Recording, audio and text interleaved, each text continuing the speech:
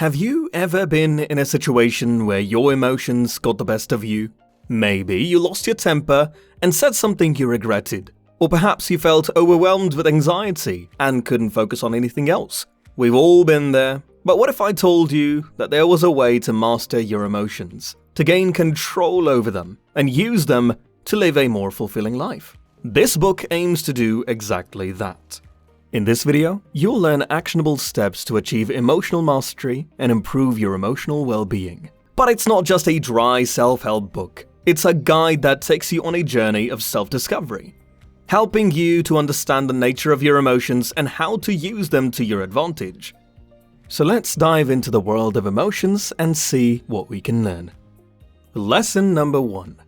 Pay attention to how you feel throughout your day and try to understand why you are feeling the way you are feeling.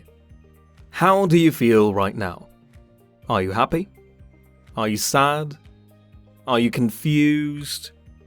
Are you feeling burned out? Are you feeling anxious about something? Regardless of how you are feeling, try to pay attention to your emotions right now. You are feeling the way you are feeling due to your emotions. Understanding your emotions is the key. Most people don't understand their emotions. Their bodies are not aligned with their feelings and emotions. As a result, they keep struggling with their mental issues. The worst part? We are never taught how to manage our emotions. We often rely on other people and things to feel better, which is not the best method in our opinion. Many people experience emotions without understanding the reasons behind them. But don't worry, today you will master this concept. The author talks about how the word feeling is overused by us, and still many of us don't know how to regulate our emotions. The reason understanding our emotions is so important is that if we don't feel right, we find it difficult to give our 100%. And then we have to rely on discipline, which demands willpower. Let's be honest, none of us wants to feel miserable, right? If you are feeling miserable in your life, you need to make a change. The best part? You don't have to make significant changes. Start by making small changes. Do not ignore your negative emotions. Instead, take action to address them. No one wants to live a low-quality life. In fact, feeling miserable and stressed for a prolonged period of time can even lead to physical health problems. In short, to achieve a high-quality life, you must know emotion management. That's something you just can't ignore. Let's explore this topic further in the upcoming lessons. Lesson number 2. To understand your emotions, you must first understand your ego. Let's clarify something. Ego is not equal to arrogance. When discussing the human mind, the term ego has a distinct meaning. You may be surprised to know this, but all your emotions and thoughts are controlled by your ego. What is ego, you may ask? To understand it, you will have to answer, who am I? Well, you have a name, right?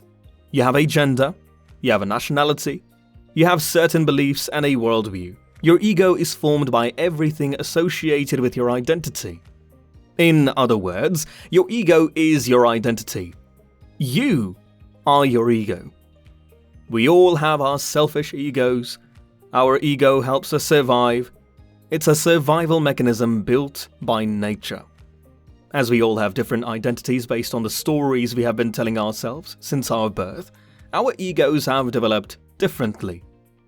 The interesting part is, although our egos have developed differently, the underlying nature of the ego is fundamentally the same. For example, the ego is never satisfied. You will never find a human being who is 100% satisfied with his life.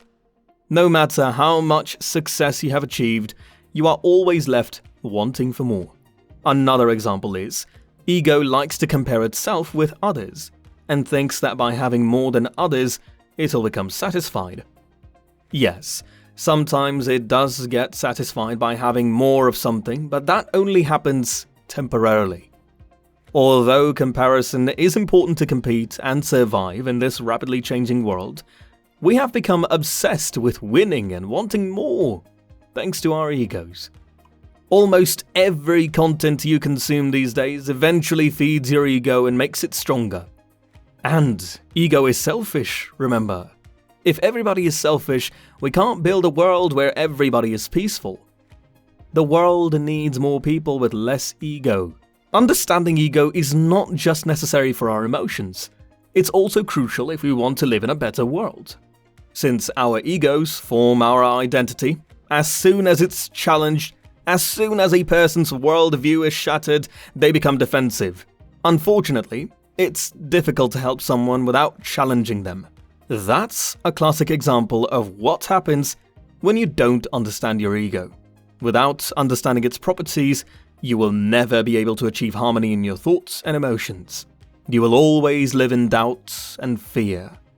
You will always be operating with a scarcity mindset. You will always be chasing happiness and hoping it will give you what you truly want. You should try to become egoless if you want to experience true joy in life. The best way to let go of your ego is to understand it. The fading process will not happen instantly.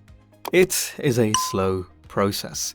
Now that you have gained some understanding about your ego, let's shift our focus back to our emotions and try to comprehend how they function. Lesson number 3. Your emotions don't define you.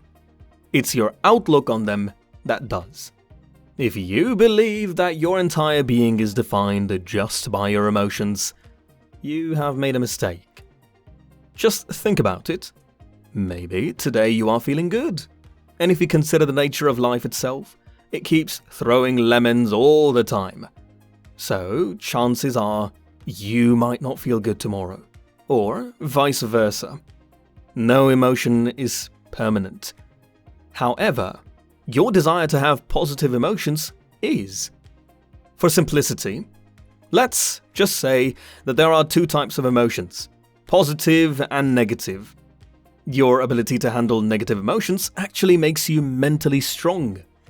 However, when we feel negative emotions, we think the opposite. Every thought tells us that there is no hope, that those negative emotions will stay there for a long time. Doesn't it happen? But the truth is, even if you have faced the worst breakup of your life, you'll overcome it. It's your interpretation of events that is making you feel miserable. You are that same person you were before negative emotions appeared in your mind. You are the one giving them attention. They are just emotions. If you assign stories to them, if you give them significance, they will gain power. And if you don't take them seriously, laugh them off, they will, eventually, fade away. So, anytime you feel negative emotions, just laugh and say, "It's temporary. I'm stronger than this." Here's a bonus tip. It's not only negative emotions that fool us. Our positive emotions fool us too. Enjoy your positive emotions while they are in your mind, but stay detached. Detaching yourself from your emotions is key to solving half of your emotional problems. You can even practice this concept right now. Do this exercise right now. Ask yourself, how am I feeling right now? Try to relax and observe your emotions, then say to yourself, whatever emotions I'm feeling, they are temporary, whether they are positive or negative. Unless you have experienced trauma, it is likely that your emotional state will eventually change within a few hours or days, depending on various factors. This is why the author says that dwelling on the same thoughts and feelings is pointless. When facing negative emotions, try to avoid creating too many stories in your mind. Doing so only gives them power and tricks your mind into believing that you are dealing with something serious. Okay, so now that we have discussed the nature of emotions, let's try to understand what factors can impact our emotions. Lesson number 4. Watch out for the main factors that affect our emotions. We cannot always control our emotions, and often there is a limit to how much we can do so. But there are certain factors that we know impact our emotions. And the good news is, you can change them to keep yourself emotionally healthy. Let's see what those factors are. Okay, so there are mainly 3 factors: your body, your thoughts, and your environment. If your body isn't healthy, your mind won't be healthy either. Never put junk food in your body, your entire system will take a toll. A healthy mind can only exist in a healthy body. We all understand this, but often forget it out of laziness. So, stop being lazy. Do work out at least 4 to 5 times a week. Physical activity helps you bump up the product of endorphins. These are feel-good neurotransmitters. Adding a workout to your daily routine can also lower your stress levels. No person has ever felt bad after adding a workout to their daily routine. Don't forget to take a good amount of sleep. Many people these days deprive themselves of quality sleep by scrolling through social media late at night. However, this is bad for our health. Another factor to consider is our thoughts. The conversation you have with yourself affect how you feel. If you believe that you are a loser, you will feel like one. If you believe that you are a warrior who can overcome the harsh phases of life, your emotions will align accordingly. The third factor is the environment. Surround yourself with high-value people. When we say high value, it doesn't necessarily mean surrounding yourself with wealthy individuals who constantly chase money. Try to surround yourself with wise people who understand what's truly important in life. Usually, you'll find that wise people also have enough money. In other words, try to be around people who have a purpose and know what they are doing. It is also important to consider your physical environment. Our minds associate spacious and clean environments with positivity. Try not to sit in a room all day. Get sunlight and try to stay close to nature. You'll feel good. Another point to consider is that in today's society, most of us are constantly consuming content. Unfortunately, many people consume the wrong content and destroy their mental well-being unconsciously. Avoid consuming content that overstimulates your mind by exciting your senses all the time. It is important to pay attention to the creators you are listening to. The saying goes, you are what you eat, but it also applies to other aspects of life. In this case, you become what you consume. If you are listening to a creator who is always giving terrible life advice just to get views, you are technically preparing for disaster. Think of yourself as a seed. Given the right environment, you can grow into a big tree and bear fruit.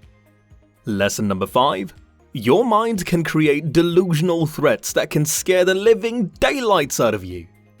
Of all the emotions, fear is one of the most complicated ones. Fear played a crucial role in the survival of our ancestors. Thanks to our fear, we are able to breathe today. But when it gets out of control, it can cause all sorts of problems. We all know how fear can prevent us from doing good things in life, don't we? But did you know that fear can be both real and imaginary? Real fears are real.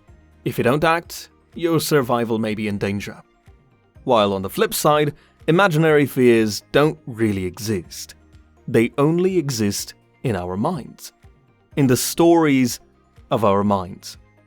Ever noticed how we tend to get butterflies before stepping on the stage while addressing a large crowd? That's an imaginary fear, because if you have prepared well, nothing bad is going to happen. Your survival is not in danger, but your mind will imagine all kinds of bad scenarios. The question is, how to deal with fear practically? There are 2 ways that can help. First method is to question our logical interpretation, and the second method is to use affirmations. In the first method, you can reduce your fear by simply looking at your interpretation of the events. Try to see if the story you are telling yourself is real or not.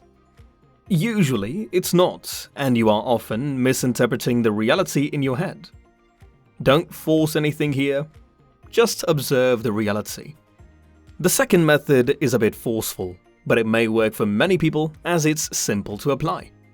Just say positive things like, I got this, or I can do it, to yourself a few times. Nonetheless, it is worth applying the first method, even though it may be more difficult. Lesson number 6. Repression of your emotions isn't always the best thing to do. When people don't understand their emotions, they try to suppress the negative ones and hope that the best ones always remain. People often repress emotions like frustration, anger, sadness, fear, etc. And they want more of emotions like love, happiness, joy, etc. And if you have been paying attention, you already know that expecting certain types of emotions to stay all the time is not very practical. Emotions are like weather. Your emotional state is changing all the time. Repression is a short-term strategy. It only relieves for a limited time. If you repress your emotions once or twice, it's no big deal. For instance, you may repress your anger towards your arrogant boss. But if you are doing it regularly, you'll never feel at ease. You'll always feel out of touch with your emotions. For our emotional well-being, we must make sure that we process all of our emotions. So many people keep repressing their emotions for years. And, for this reason, their personality develops abnormally. Many of us are unaware of how unprocessed thoughts and emotions can enter our subconscious minds and drive our actions. While emotions are temporary, it is crucial that you do not leave them unaddressed. The key here is to understand and identify your emotions. You can't let them go if you don't understand them. And remember, stay detached while you do all this. Without detachment, you'll never be truly at ease with your emotions. And now it's your turn. If you want to develop the best mindset in the world, consider subscribing to this channel. And don't forget to hit the bell icon so that you never miss any videos. See you next time. Thanks for watching.